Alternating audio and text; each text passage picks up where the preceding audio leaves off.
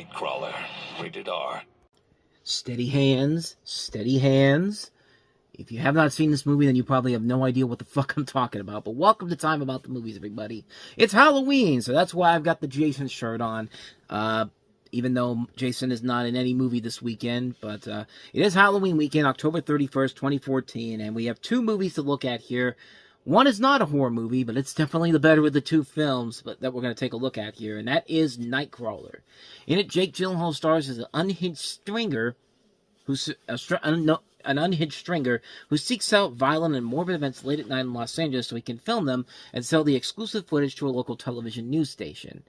And this was originally supposed to be a film about the life of an American photographer, Ouija, but then focused after discovering the unique narrative possibilities surrounding the stringer profession.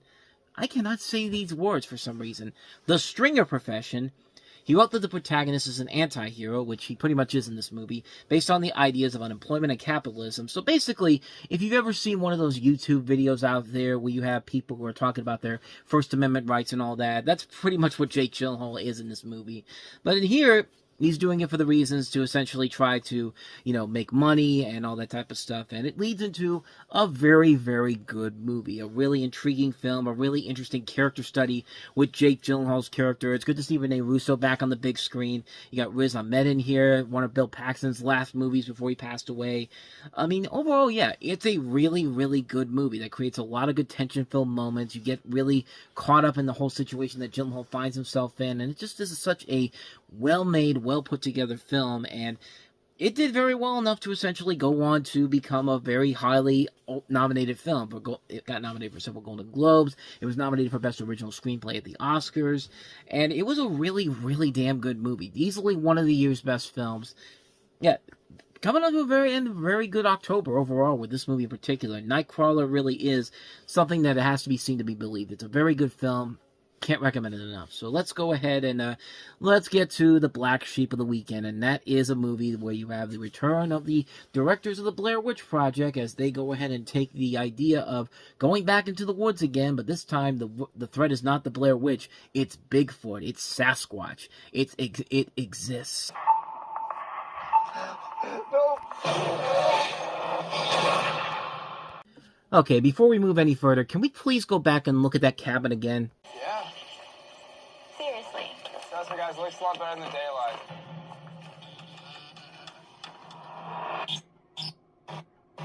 You gotta be kidding me, man. Ew. Who in their right mind looks at that cabin and says, yeah, we're still going to spend the weekend here because why not? We're dumb white people, and we got our token black friend with us here, and we're happy to get away from technology and all that because we're so thrilled when we don't have a GPS, because clearly nothing bad is ever going to happen out here to us. And yeah, what a shocker. Something bad happens to him. It revolves around stop me if you've heard this, because this is such a brilliant original concept that nobody has ever thought of before. A group of friends decide to go out into the middle of the woods in East Texas and go spend a weekend at their Uncle Bob's cabin, and, they find out that they're not alone out there because Bigfoot is out there, and he's pissed off because, yeah, it's a giant Sasquatch that knows exactly who knows exactly who these people are, and essentially is trying to stop him and basically kill him and all that type of stuff. Which, I'm sorry, man, the Bigfoot in this, I mean, if this movie would have been a whole lot better if it was the Bigfoot that likes jerky. I can't remember which company that was. Was that what was it? It's not Jack Daniels. It's not Slim Jim. It is Jack Link's. I didn't think it was, but it was, if it was the Jack Link Sasquatch being the one that's doing this, I think people would have bought it. I think they should have stuck with that narrative here, because this Bigfoot not only walks around like normal Bigfoot, but no. He does parkour when he has to, jump on a cabin, is a moving a trailer, and knocks these people out and all that. And when people are riding their bikes, he goes around and attacks them. It's just no other Bigfoot does that except for the Jack Link's one. And if they had gone down that route, this movie would have been a hell of a lot better. But I'm sorry, this is absolutely stupid. This is one of the dumbest movies I've ever seen in my life. This thing is not scary whatsoever. And like I said, these people are way too stupid for their own good. We had a movie like that. We had Cabin in the Woods 2 years ago.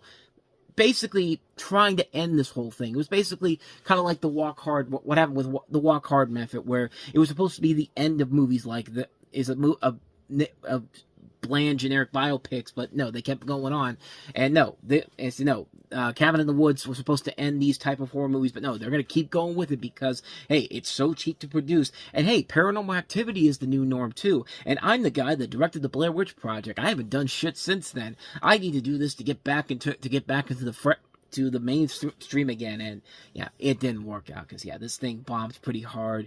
It was largely forgotten after it came out, and yeah, it's pretty bad. It's just a bad movie. The acting is terrible. These people are way too stupid for their own damn good. I mean, what else do I gotta tell you, man? It exists, alright, and not for good reasons, so take that for what you will. And thus, with all that said, we wrap up another episode of Time About the Movies. We're jumping into the holiday movie season on the next episode with Disney's latest animated feature. The first one, technically part of the Marvel universe, with the movie Big Hero 6. We'll take a look at Christopher Nolan's highly ambitious, but I would argue his worst movie overall. That's a controversial opinion, but Matthew McConaughey, along with Michael Caine and Anne Hathaway and Matt Damon in Interstellar, Jessica Chastain and Morgan Freeman also in it as well. Couple of other people as well. And then we have Eddie Redmayne with his Oscar-winning performance in The Theory of Everything as Stephen Hawking. We'll touch on all three of those movies. That'll be coming up tomorrow on the show, so stay tuned for that. But with all that said, thank you so much for watching this. I hope you enjoyed it. If you did, please go ahead and do me the honors of hitting that like button, that subscribe button, and that notification button. Also, don't forget to check out our playlist, and don't forget to check out the previous episode we did. Now, with all that said, whether it's in the past, the present, or the future, I will see you at the movies.